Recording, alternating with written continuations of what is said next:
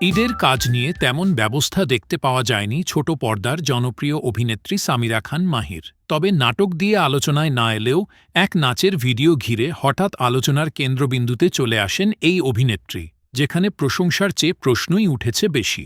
তবে কি ঘটেছে প্রকাশিত তার সেই ভিডিওটিকে ঘিরে? শুক্রবার 11 এপ্রিল ইয়ামাহার একটি ইভেন্টে অংশ নিয়ে নৃত্য পরিবেশনা করেছিলেন মাহি। সেখানে তার পরিহিত পোশাক এবং নাচের অঙ্গভঙ্গি নিয়ে প্রশ্ন তোলেন নেটিজেনরা।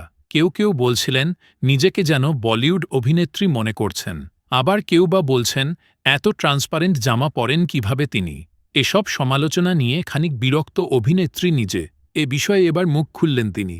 অভিনেত্রী বলেন, আমি ইভেন্টে অংশ নিয়ে 1 ঘন্টার মতো পারফর্ম করি। পুরো নাচের মধ্যে অনেকগুলো মুদ্রা ছিল, তবে সেখান থেকে কিছু অংশ নিয়ে সেটা জুম করে কেউ পাবলিশ করেছিল, যেটা দেখতেও খুব বাজ লেগেছে।